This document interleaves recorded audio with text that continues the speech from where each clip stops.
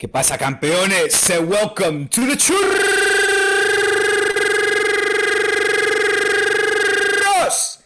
y Tácticas Podcast. It is Tuesday, the 1st of June. We are one step closer to summer, ladies and gentlemen. And although the season may have come to an end, the action certainly isn't stopping. Neither in Can Barça and neither over at the Santiago Bernabeu. So much is happening in this offseason already, and things have just gotten started. I want to give thank you to the creator of this podcast. A big thanks for holding down the fort over on Friday. My apologies for not being able to join the Churros on that occasion, but here with me is Kiyan. We're back as a duo, the dynamic duo that is of Churros y Tácticas, and ready to delve into some dirty business. Why not? Let's get into it. What's going on, Kiyan? Well, I'm just really thankful that you pushed your mic away when you did that crazy intro, because it would have been really like just blowing up people's eardrums. Diego and I off air before we started recording, we were trying to get his gain down low enough so that we don't run into the same problem. It could go even lower, Diego, to be honest. Could go lower. But it also could be because you were super excited on the intro that, you know, the gain could have been on negative and you would have put the mic on blast. So how am I doing? I'm doing well. You are right. It's just a bit crazy right now. It's off season. I forget about this every year somehow. That off season is actually much busier than the season itself. It's just I'm going to be on my fourth massive article within the week because Ancelotti is returning. And to be honest, I haven't even started that yet. I've written the headline and then I was preparing for churros, and it's going to be a late night. And I haven't had any thoughts on Ancelotti yet publicly. I'm excited to disclose them, I guess. And I'm not even sure if I've even processed it to even formulate my accurate thoughts by the end of the day. But it's just one thing after another. And Real Madrid have an art at making you forget about the thing that they want you to forget about. Zidane's letter was 300,000 years ago. Yeah. Move on quick. So it's this is how it operates. So we're here. That's such of the times, Kiyan. You gotta get with it. Because as soon as you snooze, just that one split second too soon, I feel like you're missed an entire age worth of news and like so much has happened since we last spoken. We haven't spoken about that Zizou letter neither. Of course, there's been new signings over at Can Barça, El Kun Aguero, Eric Garcia. You got your Jordi Alaba over at Real Madrid. David Alaba, of course. Love it. But I'm gonna use did that. You like that? Yeah, I like that. But the big news, really, at this point is Carlitos' way. Carlitos is making his way back to the Bernabeu, back over to Real Madrid. Somewhat of a curveball. I didn't see this one coming, but then again, maybe I'm too focused and delved into the Barca matters to have gotten my head out of the sand and take a look around to see that was actually a viable option. I thought they were going to go elsewhere, but it seems that Real Madrid like these stints of part twos, let's say. We saw it with Zizou, and now le toca a Carlos. Now it's Ancelotti's part two over at Madrid. It's his turn to come back. Well, twice now in the last few years, they've decided to go and dig up old coaches, which is fine. It's not unprecedented in the club's history. It's happened quite a bit. It's happened with it's happened with Del Bosque. It's happened with Di Stefano. It's happened with what's his name? Camacho. Yes, it's happened with Capello. It's happened with numerous amount of coaches. It's happened with Say the name. I want to hear. Who? The part two. What's his name? I'm not saying the name because I can't think of it. Not Clemente, but the guy that after one day he was like, I said Camacho. I said Camacho. Yeah. Camacho. Yes. Yeah. Camacho. Javier. Is it Javier Camacho? No me acuerdo. No. And Jose Antonio Camacho. Jose Antonio. Gracias. Should be noted that widely should be known for being one of the greatest left backs in Real Madrid history, and not as a disaster manager. But anyways, having said that, so I think so. This one's interesting, and to your question, like, did we see it coming and stuff, or maybe it came out of nowhere? It did to an extent come out of nowhere because of the managers that were discussed, which was Raul, Conte, Allegri, Pochettino, and Yes. really, and then we're talking about Ancelotti. Raul Castilla manager, okay, that's realistic. Conte leaving Inter, that's realistic. Allegri was jobless, was realistic. Pochettino was under contract, but reported like he wants to leave, and also they want to give her that contract. So Ancelotti was actually under contract. So I don't think he was really on the radar in that sense. I will say this points to a lot of different things. Why did Real Madrid decide to bring Carlo back? It's a loaded question, which I think, requires a lot of different angles and kind of this holistic view to kind of decipher it. One, I think one easy thing we can get out of the way. I don't think they were too enamored with the options, especially after Allegri didn't want to wait for Real Madrid and was mopped up. I don't think Conte was the main option that the club really would have swooned over. I think he was just a option because he was out of a job. The other thing is a lot of people in the club, I think, felt Raul is a candidate for the future. Possibly even, by December of this year, if Ancelotti it just becomes a disaster by December and he leaves and Raul just steps in. The other thing is that I think with the way the club's PR is right now, and it's not great, it's not good. It's a lot of criticism, a lot of distractions, a lot of talk about why haven't Real Madrid signed players. Also, in conjunction to the way Zidane left in his letter in AS yesterday.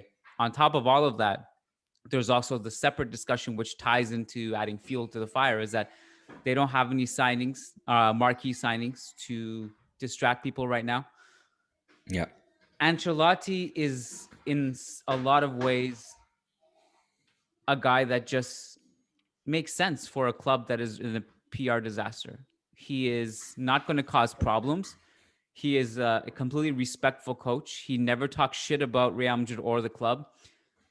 He had every right to complain into the 2014-2015 season when the club sold Xabi Alonso and Di Maria and replaced them with James Rodriguez and Toni Kroos. Kroos obviously was an incredible signing, but my point is that, like for like subs that just weren't there. We never got to replace Xabi, and James was not his signing. He had a lot of reasons to complain. And also when the club fired him unfairly, he still didn't talk shit. He said, I would come back if the club asked me to. He had good things to say about Florentino Perez. So he's not a manager who's going to cause problems, right? And I think that's something that the club noted, like, okay, like he's not going to be a distraction. He's just going to come in. He's not going to add fuel to the fire. He will just try to basically not cause any problems. And he obviously was successful relatively. I think a lot of people argue he was widely successful in those 2 years. And the only reason he didn't win a trophy in the second year was because the team was decimated. Now, we can also say potentially that part of that reason was because he also ran the team into the ground. He's not one that's big on rotations, but also he was also not given many options in midfield. And so there's all that. So I think that's part of the reason why Real Madrid brought him in. Whether it's a good call or not, it's a different discussion, but I think that's part of the reason why he was brought in, is because from a PR standpoint, he's not going to cause problems. It's interesting, isn't it? It's definitely an interesting option. It's sort of one. I co-sign everything you just said, in particular when you talked about it's the most peaceful option. It's almost like they don't want to, again, like you said, add more fuel to the fire. They want somebody with a more a demeanor that really kind of, I guess, portrays a more what's the word I'm looking for? I don't know if it's peaceful, but a calm demeanor, right? It's yes. I think that's an accurate way to kind of describe it. Not to say that your Raul's wouldn't be, and I'm a little bit surprised that Raul was not being talked more about as a viable candidate, because I still remember that even back in the day when Guti was managing, I want to say Almeria. I think it was Almeria. Yeah, he was at Almeria, yeah. Right. His name seemed to be linked quite heavily with the Madrid job at that moment. And whereas Raul was really hardly being talked about this time around, even though, I think he's been doing great things with Castilla. Obviously, he was on the verge of qualifying, advancing, and promoting the team to the next division. Now, I'm not a Castilla fan. I'm not. That's not a team that I follow on a regular, definitely not a weekly basis. So I don't know how his coaching skills are. But yeah, I was surprised to see that Florentino didn't jump on the chance to promote somebody from within the club, the values, that understands the values of Madridismo, that is, of course, a club legend, a club idol. And seeing him not be a viable option surprised me to the point where, well, now that Ancelotti has been chosen, I suppose it makes more sense. And I never thought that as a realistic option, seeing as quite recently I remember reading that he supposedly, and this was in the paper, but recently I read that he rejected the Inter de Milan job. So he seemed that he was quite happy over at Everton. Now, if Real Madrid, Barca, etc., come knocking on the door, it's of course a completely different question. And I think Ancelotti as well always, again, to reiterate your words, was very gracious when it came to his words towards Real Madrid. Didn't hold any grudges for perhaps being ejected out of his manager seat prematurely. He is, of course, the coach that won the Décima as well, if I'm not mistaken, as well as the Copa del Rey, and what else would it have been? The Mundial de Clubes, maybe? He won the Club World Cup. He did. Other than that, it was just the Champions League. Yeah. And the Copa del Rey, no? With the famous one where Ramos drops it. That's right. Yeah. That was the final against Barca. Yeah. So certainly bringing back in somebody, I would say, given the tumultuous times, with the right characteristics to kind of ease the nerves down. And now we'll see, of course, who else they will be bringing in. You talked about no major signings being done. I think Jordi Alba does rank among a marquee signing, in the sense that you're talking about a player that was instrumental, fundamental when it came to Bayern's style of play. And so that's already one. But of course, the times are what they are, and news travels quickly, and memories are. We all suffer from short-term memory loss, so we want to see more, right? We want to see more. We want to see these kind of transfers happen quickly. In particular, I suppose, when you're looking over a little bit further east, and you see that over in Barcelona, the signings are coming in. Of course, we can debate here and discuss whether these are marquee signings of their own, or if they would be more accurately described as your low-cost signings, seeing as your Erics and your Koens have come on a zero transfer fee, or I think they do get a signing bonus though, right? Yeah. The managers for coming, yes. Just like Alaba. I mean, that's one thing. I started off my Alaba column yes. from the weekend. I wrote an Alaba article on the weekend, and I started it off just noting that this is both Real Madrid and Barcelona have kickstarted their transfer campaign at free agents, and we may look back on the summer as the summer of free agents because of the situation. But like you said, it's not completely free, but it's cheaper than a regular transfer. But So are you?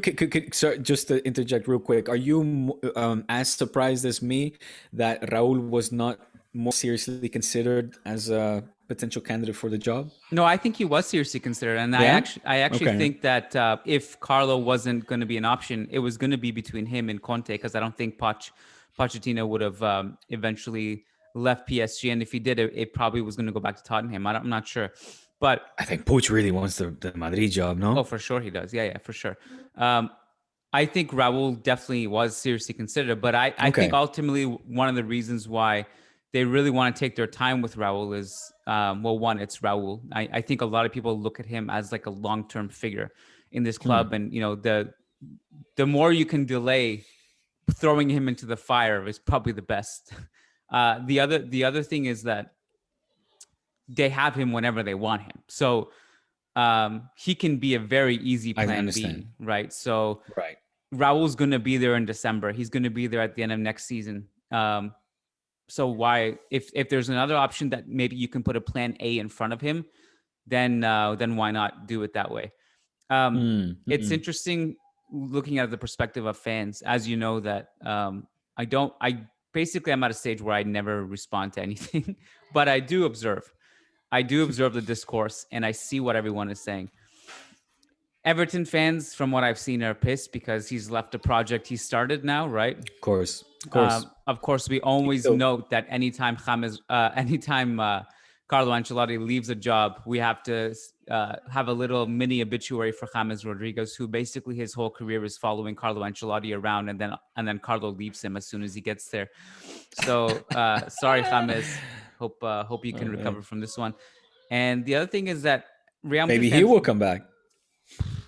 I doubt it, but that would be something. Real Madrid fans are a little bit on the fence on this. Sorry, they're actually not on the fence. There's two extreme views from what I've seen. One is that a lot of these fans are clouded in nostalgia. They remember Carlo for the Decima, and they remember Carlo for being fired when he shouldn't have been fired. They remember that version of Carlo. I feel like a lot of these fans are going to be a little bit disappointed when he comes back. Now, there's also the other extreme view that a lot of people think that this ship has completely sailed and this is going to be a disaster.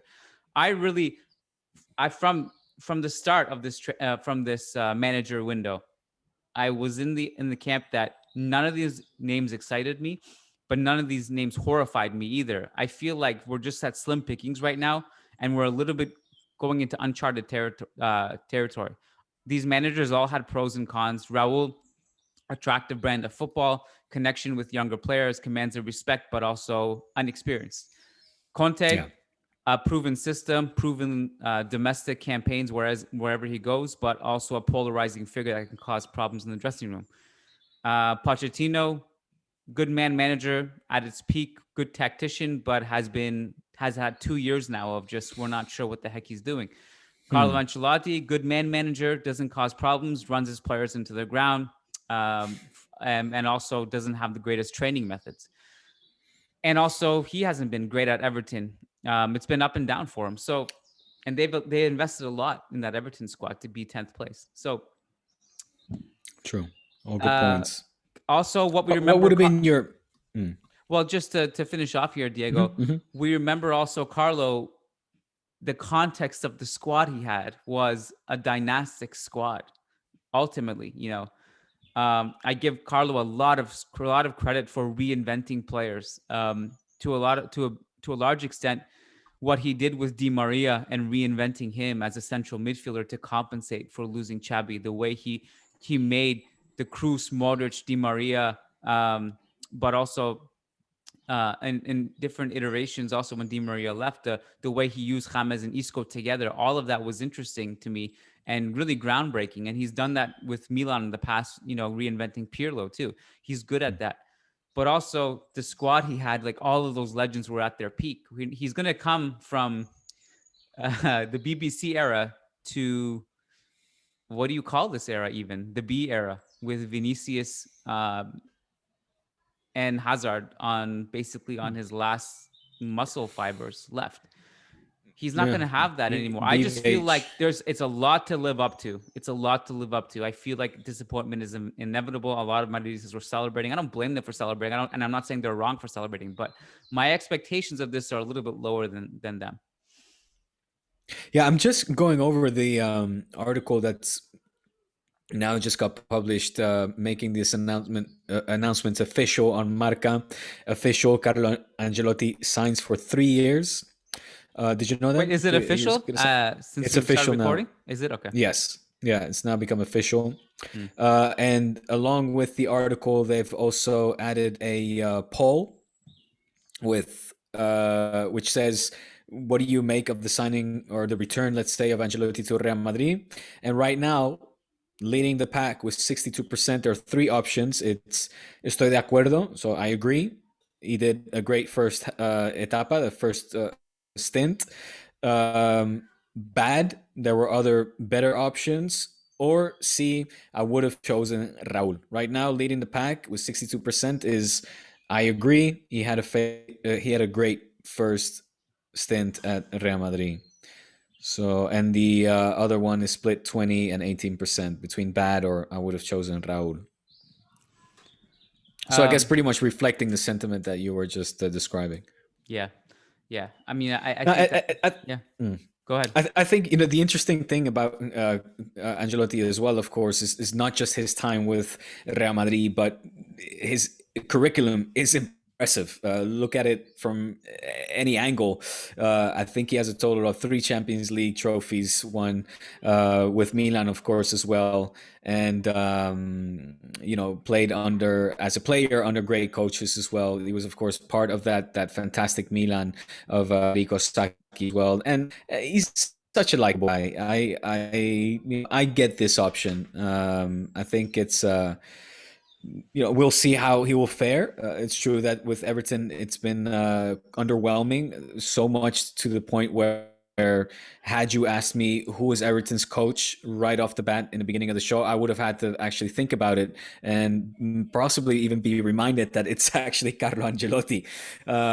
It's been quiet. We haven't really, he hasn't been,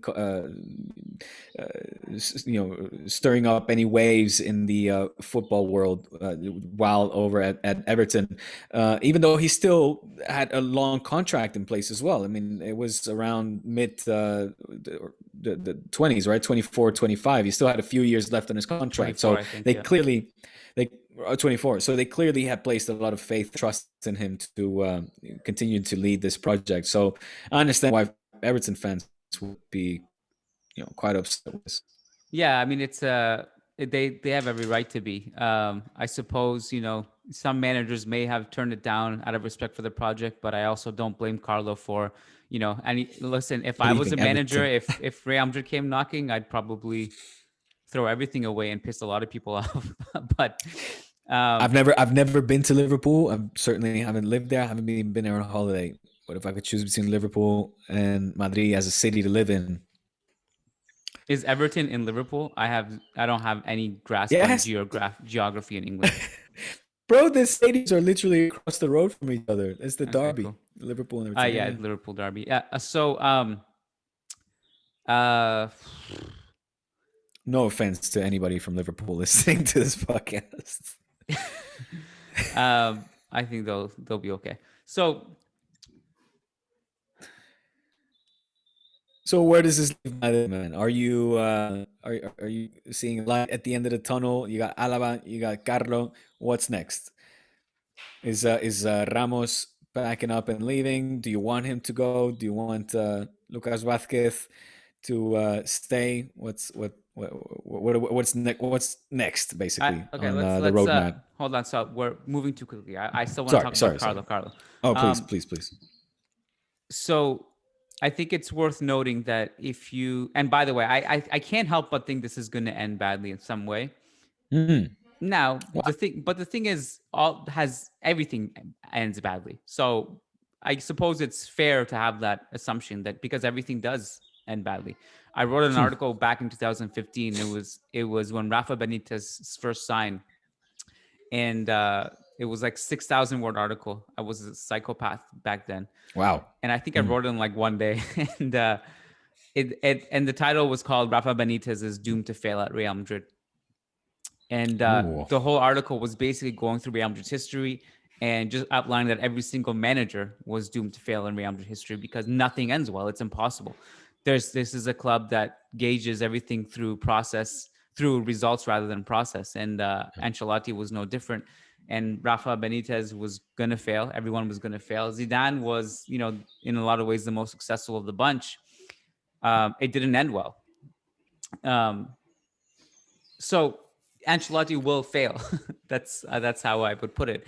And, you can define failure and then by any metric you want. Failure to me is just that it's just not going to end well. That's just how it's going to go down. Now, I think it's worth noting that Ancelotti, you're looking at a club that struggled to win league titles, and it's been largely mopped up by Barcelona the last 2 decades or so. Ancelotti has a terrible league record wherever he's gone. Oh, really? Is that so? Interesting. He just does not win league titles. It's not. Now, you can argue, obviously, he's, I think, one of, if not the only manager who's won the European title with 3 different clubs. So his European track record is fantastic, all things considered. You also reflect back on his Real Madrid big game record. And he's in a lot of ways the anti-Zidane. Zidane struggled in a lot of the smaller games, but his big game track record in the Clásicos and the derbies and the Champions League knockout rounds was incredible. Ancelotti in those derbies and the Clásicos does not have that track record. It's largely underwhelming. He lost a lot of those games. So I just kind of worry about the domestic landscape. I worry about the rotations. I worry about who his tribe will be, knowing that he does rely on a certain group of players constantly throughout the season, and doesn't use his whole squad much. I worry about who those trusted allies will be in the squad. I worry, will he gravitate towards the older core or the younger core?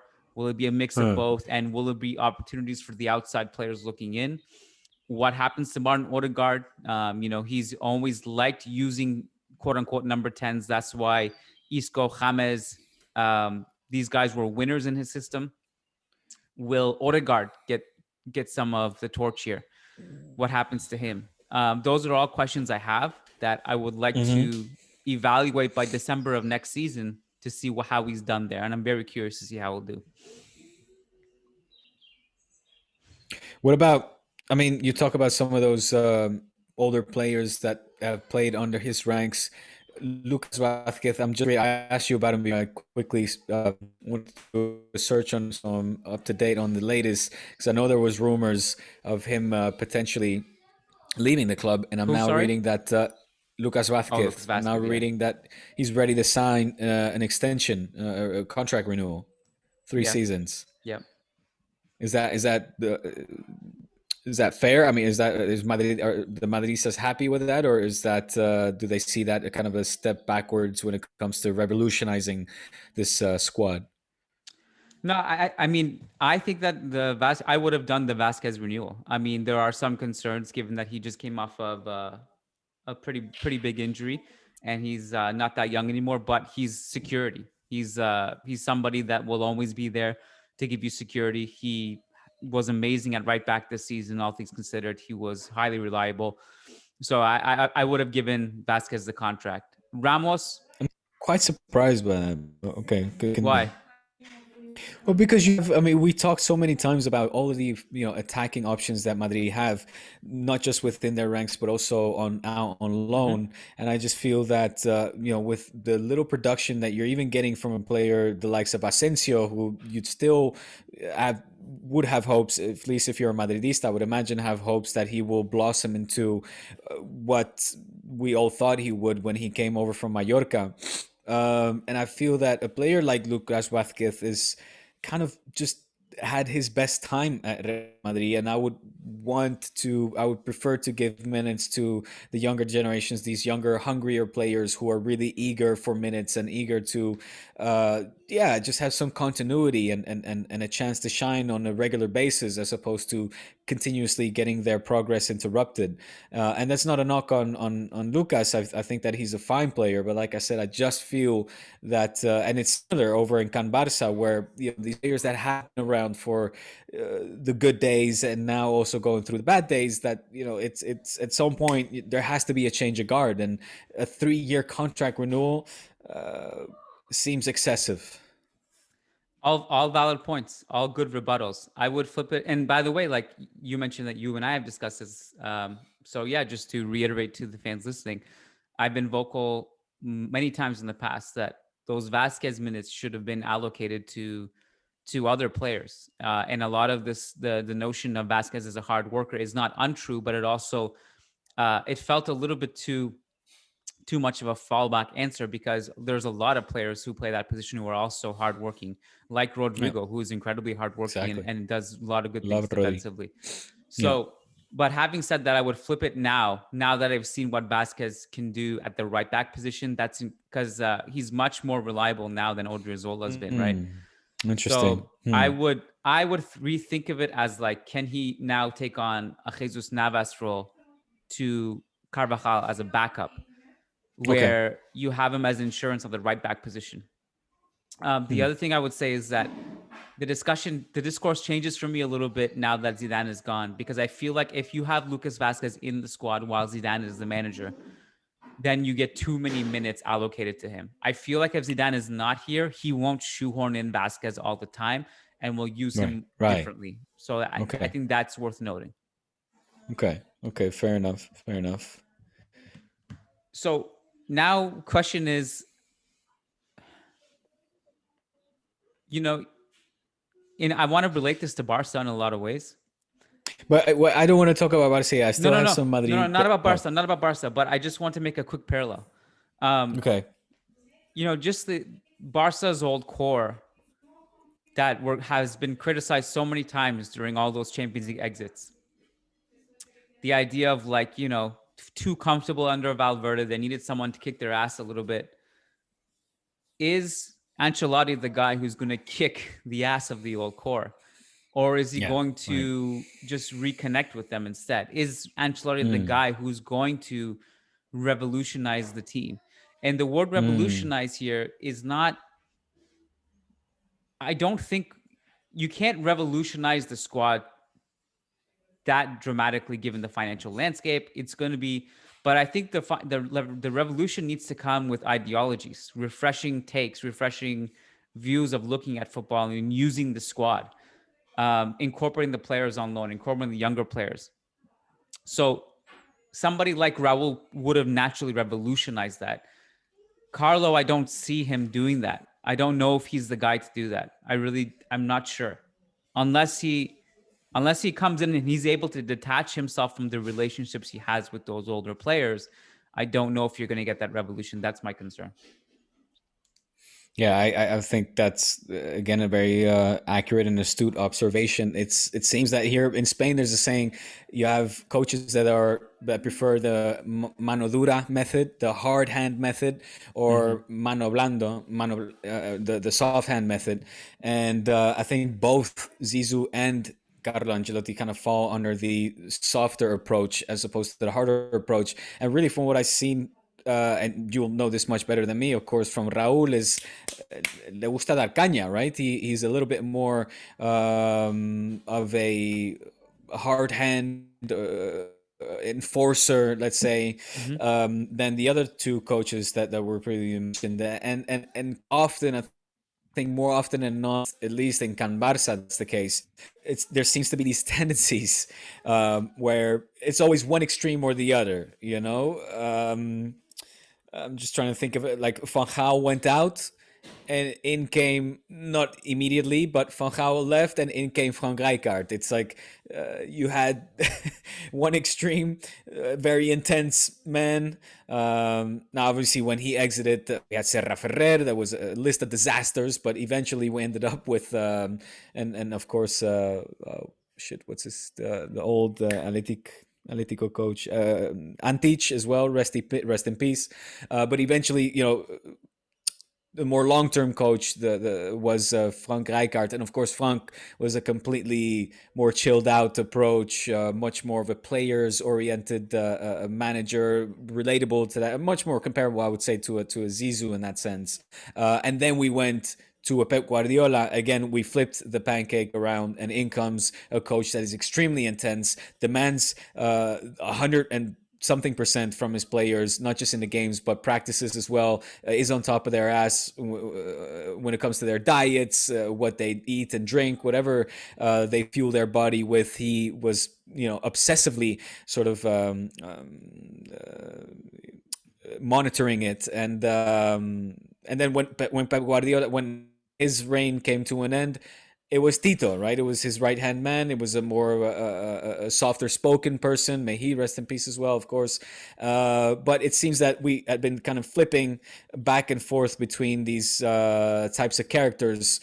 Your more authoritarian type of coach and the more laid-back style. And Madrid here, it seems in this case, they seem to be opting for more of another laid back and a softer approach. And I don't know. Look, as a fan, I think what we want to see, and you might have a different opinion, but I certainly am of those that sets of fans that is easily swayed and of the opinion that after a soft coach, you want to have an enforcer, you want to have a military type dude, you want to have a commander, like a drill sergeant that is screaming orders and gets these players that are earning millions back into shape and off their lazy asses. I'm and then when that doesn't seem to be working out, I then quickly change my opinion again to the more softer approach. And I guess, at the end of the day, whatever it's successful, you mentioned it yourself as well, it always seems to end badly, because success is it's very difficult to maintain. As Cruyff famously said once, reaching the top is easy, relatively easy, but maintaining the top, that's really the hard part. And I guess they're, the different philosophies are both good approaches, but I think I do tend to think, and tell me if you agree with me or not, Kiyan, I do tend to think that after one extreme, what really tends to kind of, get the players out of a funk is an extreme other approach. It's the cold water, hot water. It's like that sort of shock is what is needed. Otherwise, I think the players have a tendency to kind of be like, it's another buddy of ours. Hey, okay, we'll run around the field in just a minute, but let me just finish this bubble bath because this is real nice right now.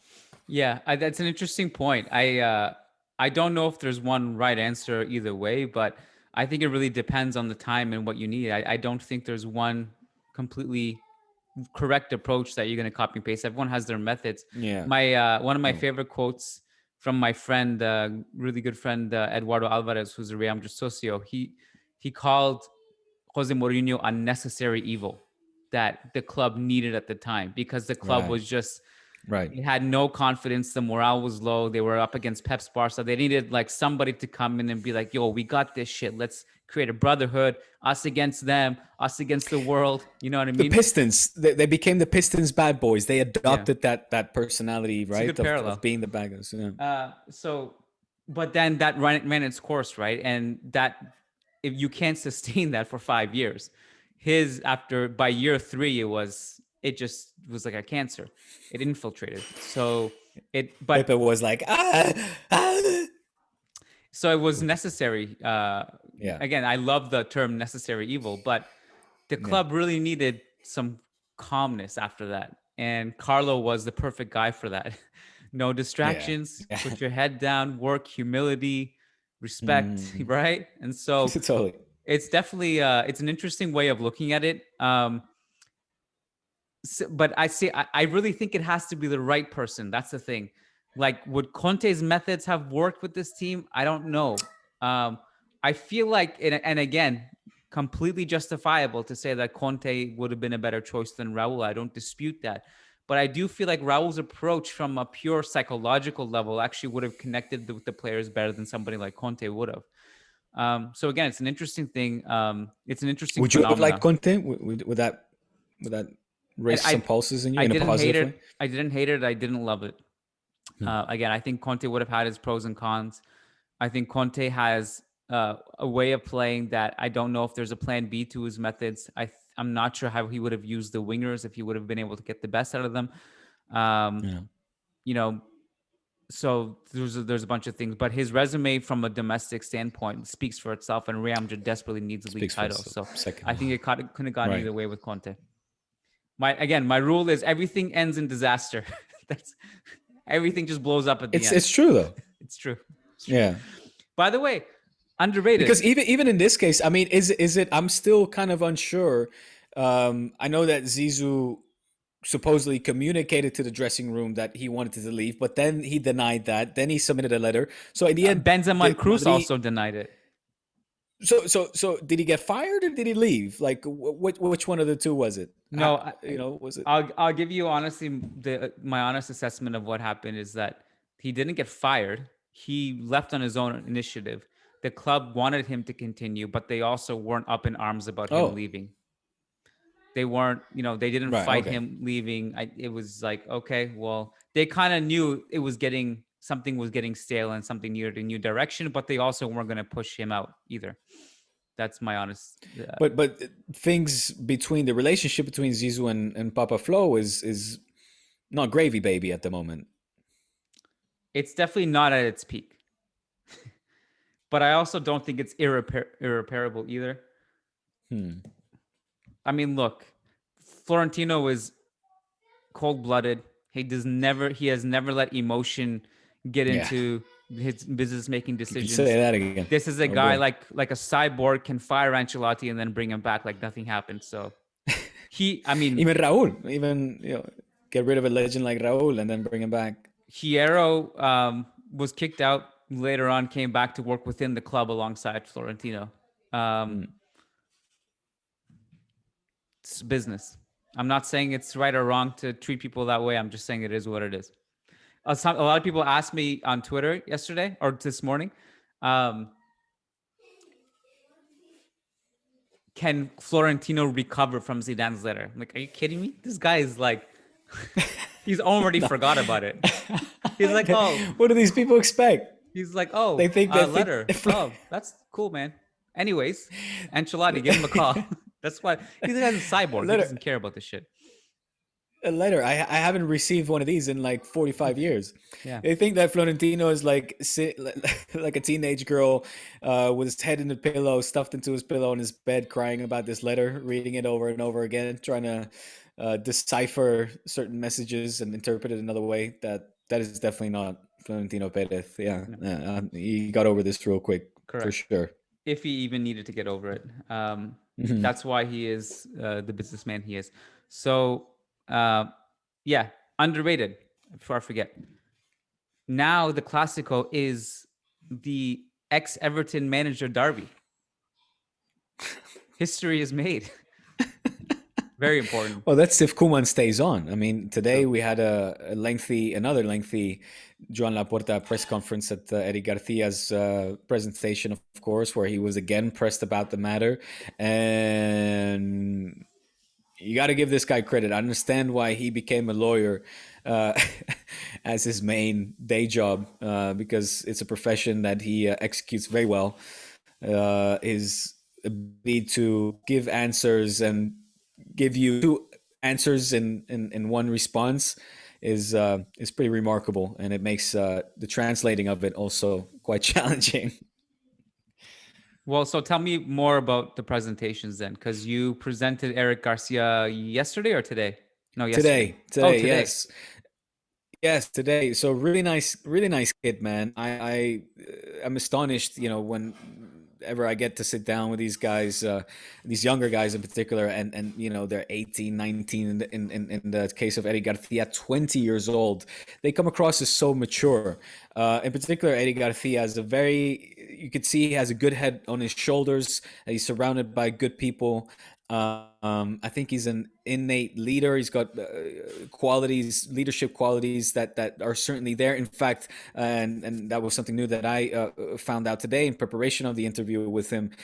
Everywhere he played, with the exception of Manchester City's first team, of course, he was in fact the captain. So when he signed on to the Alevin, the youth ranks, the youth academy, at the ripe age of 6 years old, he became quickly the captain of that team and was the captain for another 10 years until he left when he was 16 years old, excuse me.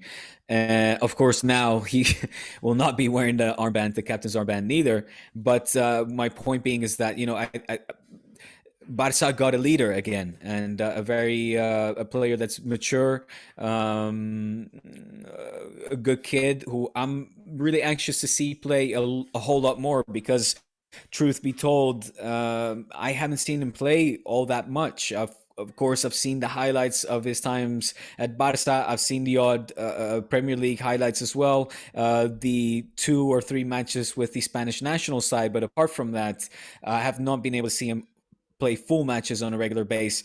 Another big reason for that is, of course, when he decided that he was not going to re-sign his contract, Pep Guardiola openly said, well, I respect that decision, but it does mean that you will not be playing, because I have other players in that position that are here for a longer period of time, and it makes no sense for me cultivate your progress on my team if eventually you're going to leave. So that was his good decision to make. He was in his right to make that decision, as was Eric Garcia, of course, to not accept a contract renewal. In fact, I think it's very brave, and again, it speaks volumes of this young defender to make such a tough decision, being surrounded or being in a club where and surrounded by superstars, as well as a coach that I'm sure can be pretty, if not convincing, persuasive.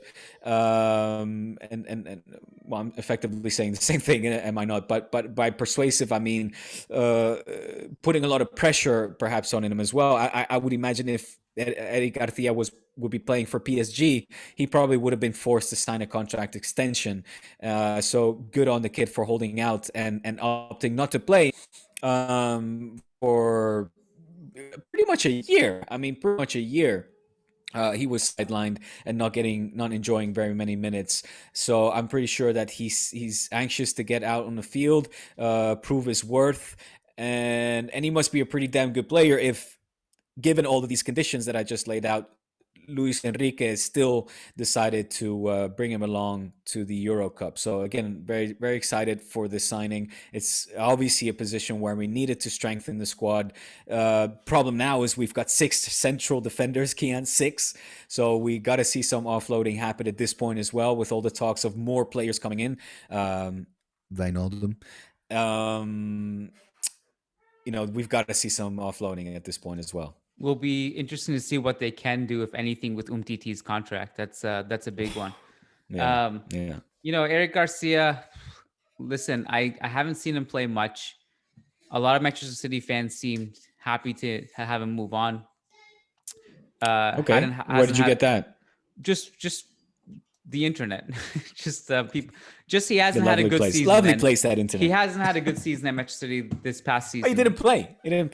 But when he did, I think he wasn't great. Again, I don't shoot the messenger. Maybe I shouldn't even brought that up because I'm not sure. But I have question marks over how that, if he is, the captain you speak of.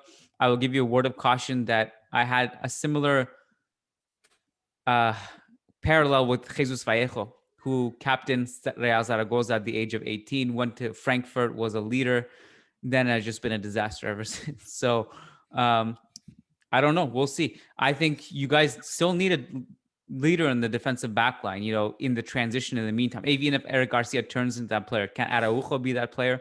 PK is getting up there. I think you guys are still missing the leader, right? The current leader anyway. Who's going to be that guy? There's a clear change of guard, though, happening over in Can Barça, which we're not seeing so much with Real Madrid.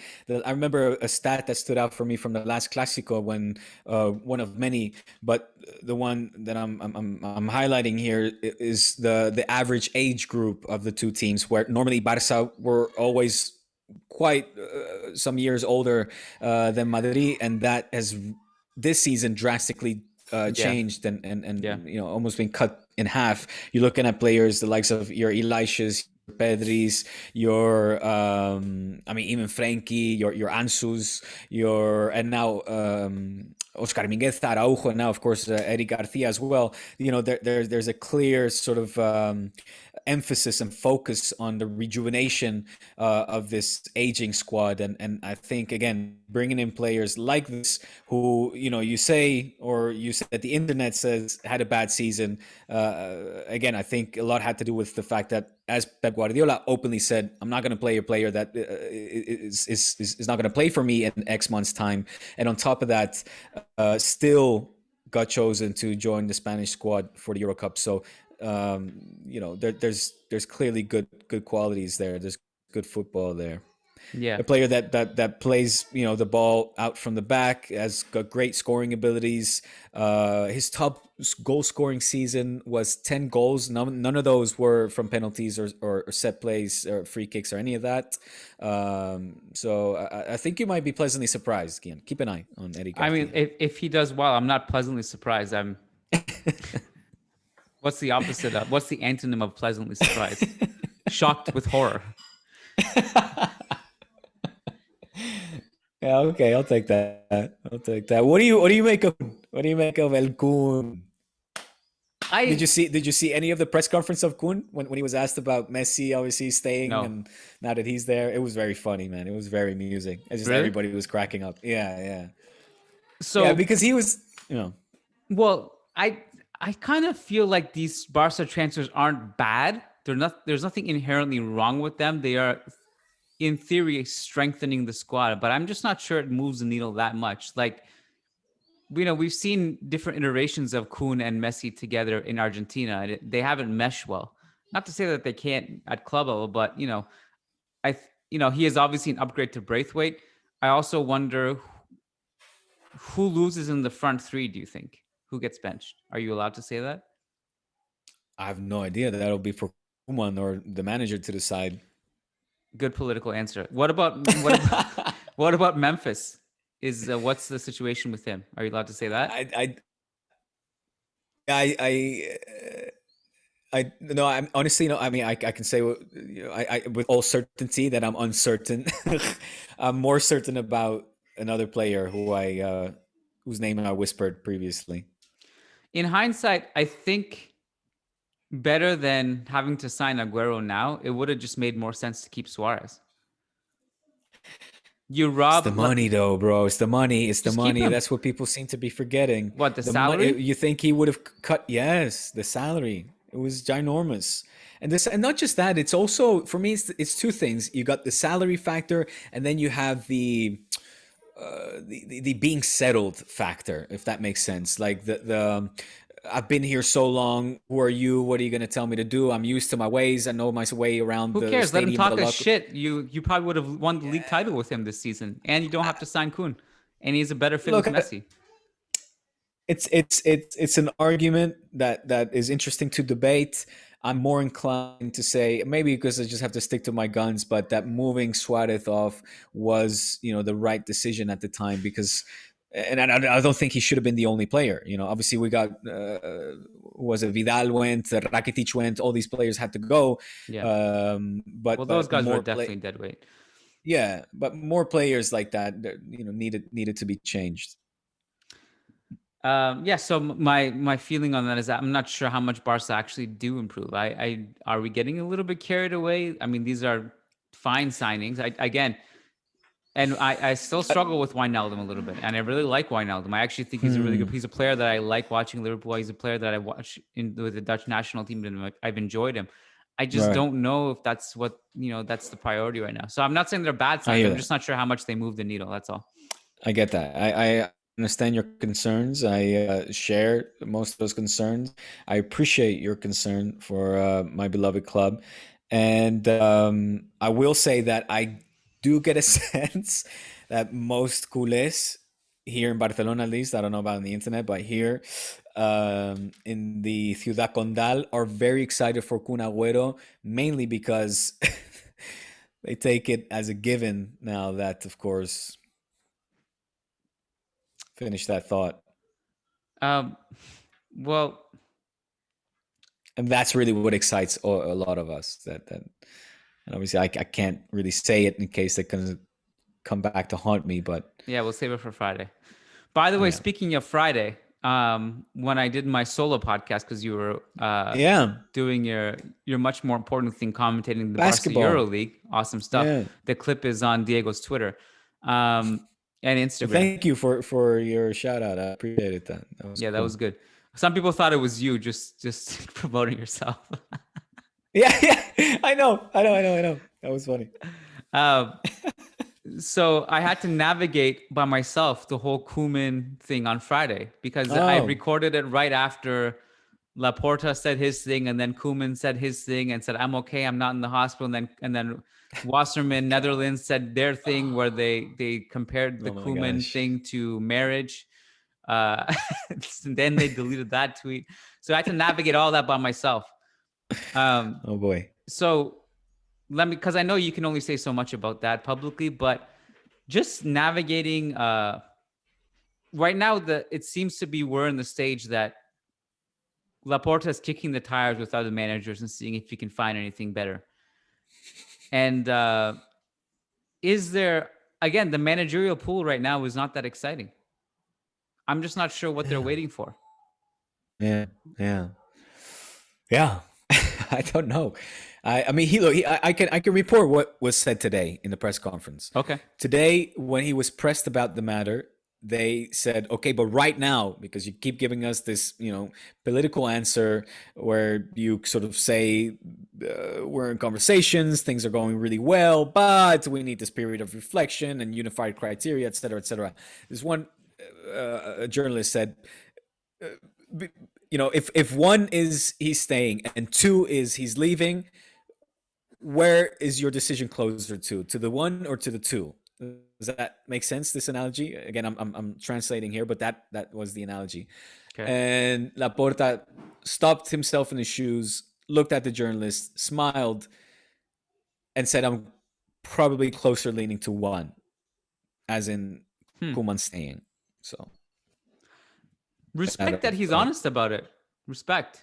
yeah. I mean, most presidents would have tried to avoid the question completely. So, I mean, whether for better or worse, he's at least honest about it.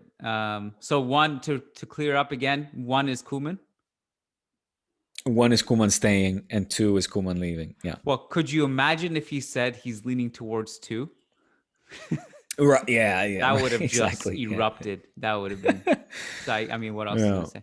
But I actually believe him. I think that is probably the most realistic scenario at this point. It would have been different if like right now the manager selections, like you were choosing between Ten Hag as a free agent. Who else do you guys have orgasms over? Who else? Actually, who else? Ten Hag, Pep, Xavi, yeah.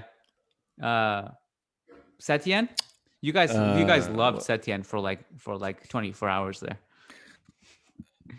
No, there's still a core of us that still felt like he should have been given more time, and I include myself in that equation. Not with necessarily this entire group of players, but anyway, that's I don't want to get into that. Yeah. Who are we orgasming over and having wet dreams over? There's a lot of people like Klopp. Klopp would actually be amazing for what you guys. What's his name? Coño, the German guy. Flick. Thank you. Flicky. Yeah. None of those options are feasible right now, though. So it is what it is. All right. So what else do we need to discuss? Anything? I think that's good for me. I had a long day. I don't know how your day is looking, but so right now the plan is, I always forget about food, and you know me, it's like 10 p.m. and I haven't had a single calorie yet. So I'm gonna figure out food right now, and then I'm gonna be with my kids for a couple hours. Okay, yeah. What you're saying? I need to mention something, especially given more important than what I'm saying. Go for it. Our fantastic and loyal Patreon. Yes. Was it Island Girl? I believe her name was. Yeah. Yeah. Shout out to the Barca women's team. Triplete, of course. For sure. The great achievement of Barca Femenine, also for Barca Club, now Barca being the only club to have won the treble with the men's and the women's team. So a fantastic achievement on the night where Barca basketball lost out on the EuroLeague. And then right when I finished that game and I was heart torn, I had to quickly run into another booth to start covering the triumph of the Barca women's team. And that was a strange dynamic. I'm not going to lie. I had a hard time going from being disappointed and heartbroken to then, lifting my spirits and seeing Barca Femenil lift the Copa de Reina trophy and winning the treble. But that is neither here nor there. My feelings have nothing to do with this. The fact that this fantastic achievement was this feat was achieved by the Barca women's team is of course a historic one and one to be celebrated, at least mentioned. And the final was against Levante. Barca went up 3-0. Levante pulled 2 goals back. Also, the Levante women's team doing justice there to that fantastic club that seems to be punching above their weight. Also in the women's division. reaching the final and then making life quite uncomfortable for Barca in that final. It was 3-2, could have gone down the wire, but eventually Barca pulled through, the final score being 4-2, and yeah, the trophy and the treble coming home. Big congrats to them. Thanks for bringing it up. What is Barca out of the Euro League now? I don't really know how that works. It's finished. No, that was the final. That was the final. We lost the final. Yeah. So on to another season. But the ACB league, of course, is still going. So there's still the league, the national league to win. Right. To be won. And in that, how are we doing there? What's the Real Madrid situation? Barca Madrid, neck and neck, of course. Oh, okay, so I'm looking at it now. Yeah, number 1 and 2. How the hell do these... Okay, so we're 36-34. You guys are 36-32. Why are we first place? Oh, because you guys had... Oh, no, 36-2. And you guys are 36-4. Oh, my God. That is just utter domination. 36 wins. No, sorry, 34 wins and 2 losses for Real Madrid. It's like Golden State Warriors type shit. It's going to go down to the playoffs. The playoffs will be interesting. That's really when it gets testy and crunch time starts. Yeah. NBA playoffs have been amazing this year, by the way. I don't know if you've cared to stay up because the time difference is really tricky for you. It's even tricky for me, especially those West Coast games. But the 2 LA series have been super fun. Knicks, Hawks have been super fun. What else? I mean, basically everything else is kind of a bloodbath. But yeah. So I think tonight... I gotta catch up. Tonight is Lakers Suns, huge game. No AD. Oh, cool. Lakers in trouble. All right, so let's. Are they in trouble? It's 2-2. Oh. Game 5 is tonight, and Anthony Davis is out. Okay. Wow. Okay. Nice. Yeah, I got. Now that I have a bit more time, wanna get back into the playoffs for sure. The NBA playoffs. Well, that game actually might work for you. 10 p.m. Eastern. That's 2 a.m. your time. You have kids. You got to be up early. It's doable, but yeah. You can I'll watch it in a rebroadcast. Yeah. I'll tape it. Yeah. All right. So thanks, Diego. We'll be back Friday over on patreon.com/Churros y Tácticas. The rule is if you guys have stayed this long in the podcast and you're with us still, that means you like us. There's no debate. You're in. You like us, whether you want to admit it or not. And that means you need to come and join us on the Friday party, patreon.com/Churros y Tácticas. And if you like us as much as you stay tuned, then I think the minimum pledge is $3 American. So that's totally worth your time. And you're going to get value of it. We promise you, we guarantee it. So come over and join us on patreon.com/Churros y Tácticas. Follow us on Twitter @Churros Tácticas. And we will catch you guys on Friday. Thanks, Diego. Take care, buddy. Thank you, sir. Thanks, Ben.